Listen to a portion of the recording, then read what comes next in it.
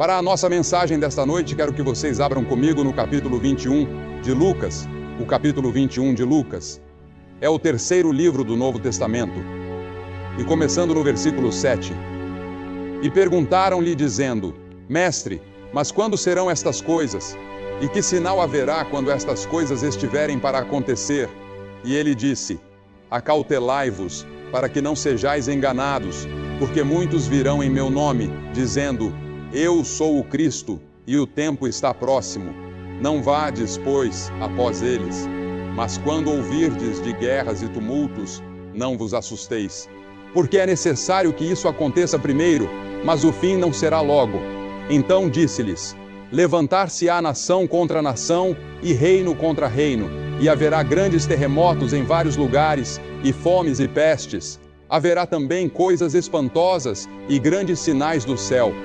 Mas antes de todas estas coisas, lançarão as mãos sobre vós, e vos perseguirão, entregando-vos às sinagogas e às prisões, conduzindo-vos à presença de reis e governadores, por causa do meu nome. Os discípulos haviam perguntado: Quando será o fim do mundo? Qual será o sinal da tua vinda? Eles acreditavam que Jesus Cristo viria novamente e que haveria o fim de uma era, não o fim da terra, nem o fim do mundo como pensamos, mas do cosmos, o sistema mundial dominado pelo mal. Então, há um versículo peculiar, um dos menores da Bíblia, lá em Lucas 17:32, começando no versículo 28. Ele diz: Da mesma forma que foi nos dias de Ló, comiam, bebiam, compravam, vendiam, plantavam, edificavam. Mas no mesmo dia em que Ló saiu de Sodoma, choveu fogo e enxofre do céu e destruiu a todos. Assim será no dia em que o Filho do Homem se manifestar. Naquele dia, quem estiver no eirado, tendo seus bens em casa, não desça para os levar, e quem estiver no campo, não volte atrás. Lembrai-vos da mulher de Ló. Esse é o meu texto para esta noite. Lembrai-vos da mulher de Ló. Agora, por que Jesus diria algo assim? Que coisa estranha para ele dizer: Lembrai-vos da mulher de Ló. E então, em 2 Pedro, no 3º capítulo, a Escritura diz: O dia do Senhor virá como um ladrão de noite, no qual os céus passarão com grande estrondo, e os elementos ardendo se desfarão, e a terra e as obras que nela há se queimarão. E você pode perguntar: Billy, você acha que essas coisas vão acontecer? Bem, vamos voltar e estudar o porquê de Jesus ter dito: Lembrai-vos da mulher de Ló. Tudo começou com Abraão. Abraão foi chamado por Deus. Ele era amigo de Deus. Ele foi um grande homem de Deus. Ele era um grande homem de fé. E quando Deus lhe disse certa vez para levar seu único filho Isaque e oferecê-lo no Monte Moriá como sacrifício, Abraão obedeceu. Ele estava prestes a sacrificá-lo quando Deus parou sua mão no ar, no momento em que a faca estava prestes a descer. Deus o estava testando para ver o quanto Abraão realmente amava e obedecia a ele. Abraão viajou por todo o Oriente Médio. Começou em Ur, próximo de onde atualmente ocorreu a guerra entre o Iraque e o Irã. Depois foi para Harã com seu pai, Terá, seguiu para Canaã, desceu ao Egito, retornou a Betel e continuou indo e vindo por todo o Oriente Médio. Ele se tornou muito rico, possuindo grandes rebanhos de gado e ovelhas. Abraão tinha consigo seu sobrinho Ló, e sua esposa se chamava Sara. Mas há um perigo nos bens e na prosperidade. Abraão se tornou rico, e a prosperidade frequentemente traz pobreza espiritual. Abraão cometeu alguns pecados diante do Senhor, mas corrigiu suas falhas, confessou seus erros e Deus o perdoou. A Escritura diz em Eclesiastes 6: Há um homem a quem Deus deu riquezas, bens e honra, e nada falta à sua alma. E Jesus disse: É mais fácil um camelo passar pelo fundo de uma agulha do que um rico entrar no reino dos céus. Agora, quem são os ricos? As pessoas que vivem na Europa, na América, no Reino Unido, na Irlanda ou nessa parte do mundo são consideradas ricas se comparadas com os padrões de muitos outros países. Mesmo que tenhamos roupas para vestir e sapatos para calçar, já somos considerados ricos. E Jesus disse que será muito difícil para uma pessoa rica entrar no céu. Por quê? Por causa de todas as tentações e perigos que a riqueza traz. Agora, Ló também se tornou rico. Abraão era rico, e Ló também. Eles decidiram se separar porque seus servos estavam brigando entre si. Abraão disse: Ló, se você quiser ir para a direita, vá, eu irei para a esquerda. Se você quiser ir para a esquerda, eu irei para a direita. Você escolhe. Então, Ló olhou para o vale e viu as bem irrigadas planícies do Jordão. Ele também viu Sodoma, e sua esposa e família provavelmente o incentivaram. Então ele escolheu ir para Sodoma. Sodoma, uma cidade perversa. Imagine tudo o que vem à sua mente quando você pensa em Wall Street, Las Vegas, Soho em Londres, a Reeperbahn em Hamburgo, ou o bairro da Luz Vermelha de Amsterdã. Reúna tudo isso em uma só imagem, e você terá o que Sodoma era naquela época. Ezequiel, o profeta, certa vez disse: Eis que esta foi a iniquidade de Sodoma, o orgulho. Sodoma era muito orgulhosa. Eles excluíram Deus. Estavam orgulhosos de si mesmos e das coisas que haviam feito. E então, diz o texto, estavam cheios de pão e com abundância de ociosidade, tanto ela como suas filhas. Em outras palavras, tinham tudo o que precisavam para viver com lazer e conforto. No entanto, não fortaleceram a mão dos pobres e necessitados. Ignoraram os pobres, os necessitados e os oprimidos do mundo. Muitas vezes, nós também ignoramos os necessitados. Ignoramos pessoas de outras raças. Ignoramos aqueles que sofrem com a fome na África. Ou talvez não os ignoremos completamente, mas não fazemos o suficiente. Não tanto quanto poderíamos fazer. E Deus vai nos responsabilizar por isso. Eles eram altivos e cometeram abominações diante de Deus. Em outras palavras, eram orgulhosos, soberbos, ricos. Tinham tudo, mas negligenciaram os pobres e os oprimidos do mundo. E Deus disse: o julgamento virá. Em Lucas 17, como lemos, como aconteceu nos dias de Ló, comiam, bebiam, compravam, vendiam, plantavam e edificavam. Mas no dia em que Ló saiu de Sodoma, choveu do céu fogo e enxofre, e destruiu a todos. Assim será no dia em que o Filho do Homem se manifestar. Ouçam isso, assim será. Será como nos dias de Noé, como nos dias de Sodoma. Assim também serão os dias que antecederão a volta de Cristo. Sim, eu acredito que a Bíblia ensina, em mais de 300 lugares no Novo Testamento, que Jesus Cristo voltará. Essa é a esperança que pulsa no coração de todo verdadeiro crente. Cristo ressuscitou dentre os mortos. Ele está vivo. Ele está à direita de Deus Pai, e Ele voltará. Agora não me perguntem quando, porque eu não sei. Ele disse aos discípulos: não tentem adivinhar o dia ou a hora. Não especulem. Nós não sabemos, mas Ele nos deixou certos sinais. E ao que parece, esses sinais estão se alinhando, talvez pela primeira vez na história, desde que Ele os mencionou. Todos os sinais parecem estar presentes, indicando que a vinda do Senhor está próxima.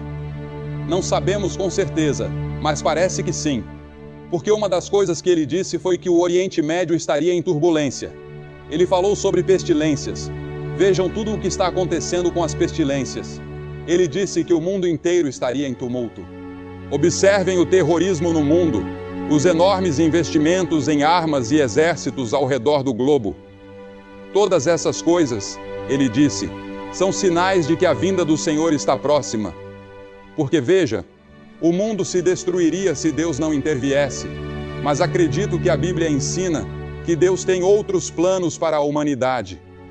Eu acredito que Cristo voltará e que o reino de Deus triunfará. E aqueles de nós que conhecem a Cristo e têm o reino de Deus dentro de si, reinaremos com Cristo. Estou ansioso por aquele dia em que Ele voltará. Ele disse: 2 estarão numa cama, um será levado e o outro será deixado. 2 podem estar voando em um avião, um será levado e o outro deixado. O caminho para o Armagedom é semelhante ao caminho para a destruição de Sodoma, disse Jesus. Agora observe, eles tinham uma falsa sensação de segurança. Nós também temos uma falsa sensação de segurança. Confiamos em nossa força econômica e em nosso poderio militar. Tudo isso pode desaparecer num instante. Isaías, no capítulo 31, versículo 1, diz: Ai dos que descem ao Egito em busca de ajuda, que confiam em cavalos e colocam sua esperança em carros de guerra, mas não olham para o Santo de Israel, nem buscam ao Senhor. Eles não olham para Deus. Nós não buscamos ao Senhor.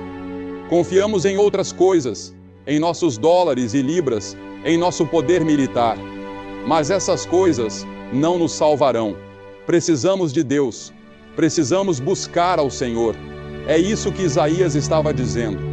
Além da falsa sensação de segurança, eles estavam envolvidos em prazeres pecaminosos. Haviam se tornado insaciáveis.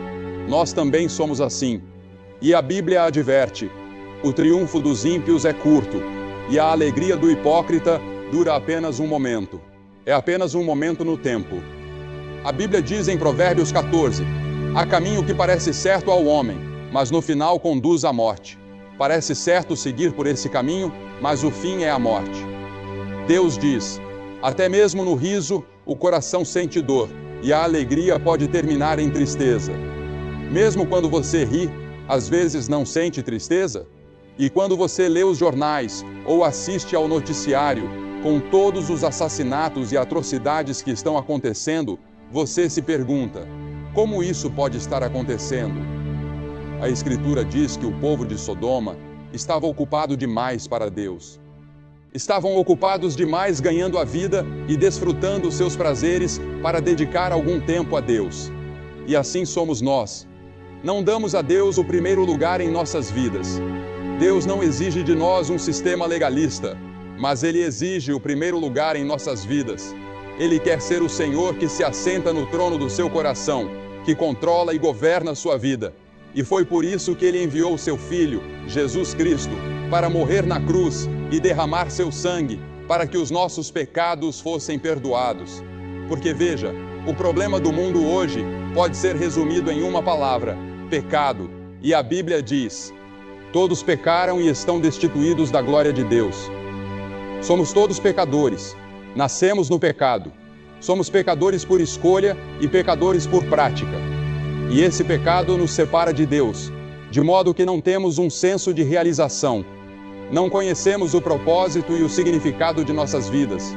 Você pode buscar prazeres e diversões, mas eles não satisfazem. Algo lá no fundo clama por algo mais. Esses prazeres não resolvem o problema do seu lar. Não resolvem o problema do desemprego. Algo está fora de equilíbrio. Algo está errado. Eles também eram culpados de idolatria. Idolatria. Esse é o pecado que Deus mais odeia. É também o pecado do mundo ocidental hoje.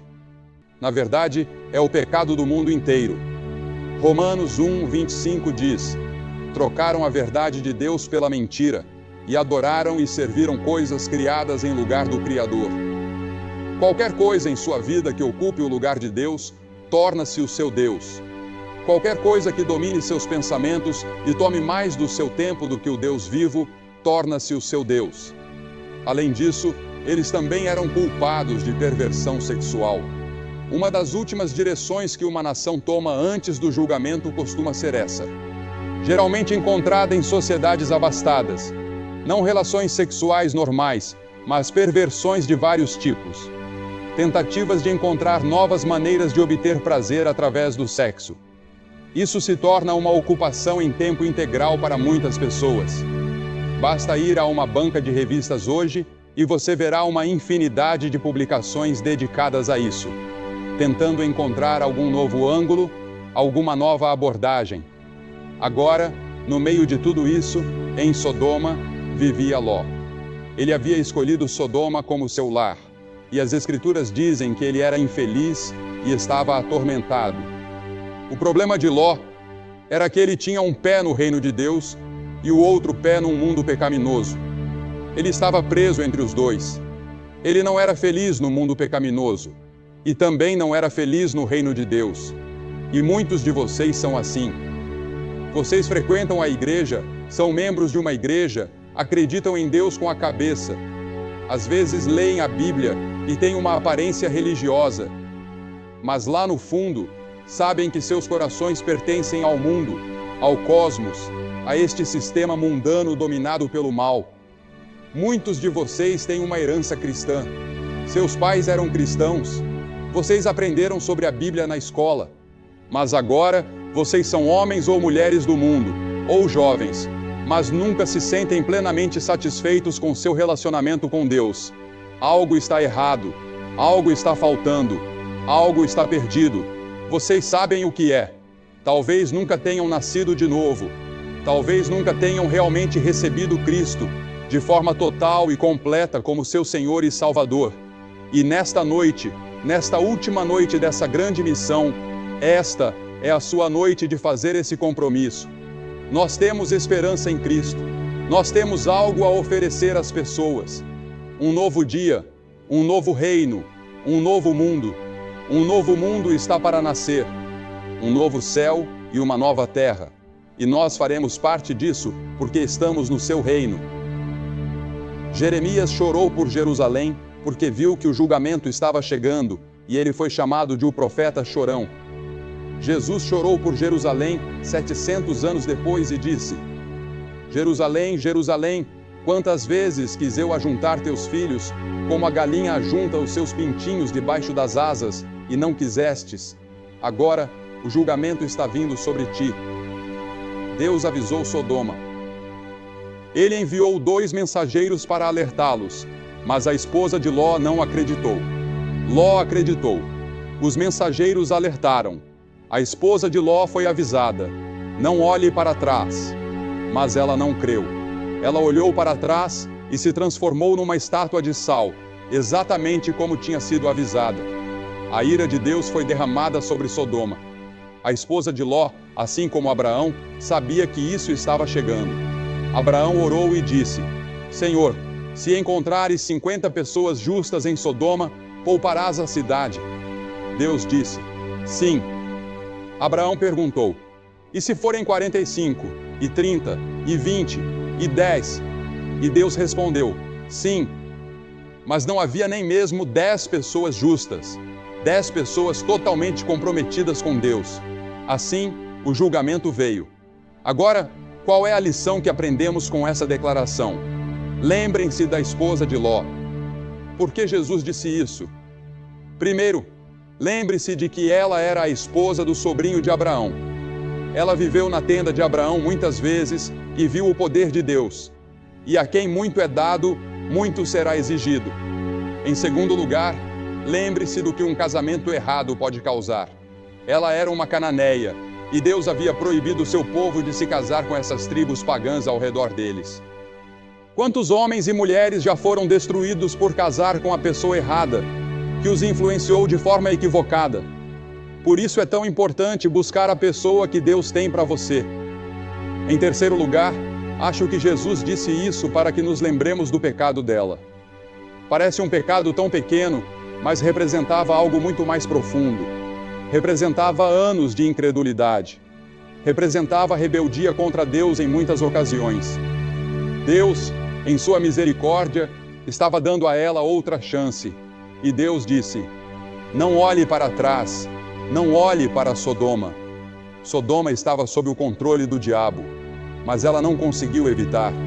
Seu coração ainda estava em Sodoma, mesmo enquanto escapava do julgamento. O pecado dela não parecia tão grande, apenas olhar para trás, mas algo mais profundo dentro dela a fez olhar para trás. E em quarto lugar, lembre-se de que ela estava quase salva. Eles estavam no portão de Zoar, a cidade de refúgio. Naquela época, as cidades de refúgio eram locais onde as pessoas podiam correr caso tivessem cometido um crime, como o homicídio, até que seus casos fossem resolvidos e eles tivessem um julgamento justo. Isso era necessário, porque a justiça muitas vezes era feita com linchamentos ou apedrejamentos instantâneos. Eles estavam bem na entrada de Zoar quando a esposa de Ló olhou para trás. E foi naquele momento que ela se transformou numa estátua de sal. Agora, a Bíblia diz que Agripa, o grande rei, ouviu Paulo pregar, e ele quase foi persuadido, mas ele endureceu seu coração. Muitos de vocês estão quase persuadidos de entregar sua vida a Cristo, mas vocês vão arriscar que podem fazer isso sem Ele. Alguns de vocês estão assim. E então, em quinto lugar, lembre-se de que ela foi oferecida salvação. Cristo é o lugar de salvação e refúgio. É na cruz onde Deus derramou o seu amor e onde nossos pecados foram levados por Cristo. Ele se fez pecado por nós, que não conhecíamos pecado. Ele levou os seus pecados e os meus pecados. Ele tomou o meu julgamento. Ele levou o inferno que eu merecia naquela cruz. E quando ele disse, meu Deus, por que me abandonaste? Foi porque Deus não estava olhando para ele. Deus não abandonou seu filho. Ele abandonou o pecado que ele se fez por sua causa. Ele levou o inferno que nós merecíamos. Ela foi oferecida salvação. Ela poderia ter sido salva. Isso era o que estavam tentando fazer, levar ela ao lugar seguro. E então, em sexto lugar, lembre-se de que Deus nunca julga sem avisar. Ele sempre avisa. Tivemos uma inundação, alguns anos atrás, nos Estados Unidos, que matou centenas de pessoas em Johnstown, na Pensilvânia, e eles foram de um lado para o outro no vale, avisando as pessoas de que a barragem tinha uma rachadura e que poderia quebrar a qualquer momento e pedindo para evacuarem. Mas as pessoas não evacuaram. A barragem quebrou uma noite e dezenas de pessoas perderam suas vidas. Mas eles haviam sido avisados. E então, em sétimo lugar, lembre-se de que quando Deus avisa, há perigo em adiar. As Escrituras dizem, prepara-te para encontrar com o teu Deus, não adie. Quem endurecer o coração, sendo muitas vezes repreendido, será subitamente cortado e sem remédio. Venha a Cristo enquanto você pode. Agora é o tempo aceito. Hoje é o dia da salvação. Eu vou pedir que você fuja para o lugar seguro. O único lugar seguro e seguro em todo esse mundo é na cruz de Cristo e no túmulo aberto. Eu vou pedir que você faça algo que vimos milhares de pessoas fazerem esta semana, aqui neste estádio e em outros auditórios pelo país. Eu vou pedir que você se levante do seu assento. Centenas de vocês se levantem do seu assento agora e venham ficar em frente a esta plataforma e digam, ao vir, eu quero ter certeza de que meus pecados estão perdoados e que eu vou para o céu. Eu quero ter certeza de que estou no reino de Deus. Levante-se e venha. Centenas de vocês. Ninguém saindo do estádio, por favor. Neste momento santo, enquanto as pessoas já estão vindo aqui em Bramall Lane. Você sabe, na noite em que eu vim a Cristo, eles cantaram 2 músicas e eu vim no último verso da última música. E eu era líder na minha igreja, líder de jovens, e estou feliz que eles esperaram por mim. Nós vamos esperar por você. Deus está falando com você. Há uma voz pequena dentro de você que diz que você deve vir. Você vem.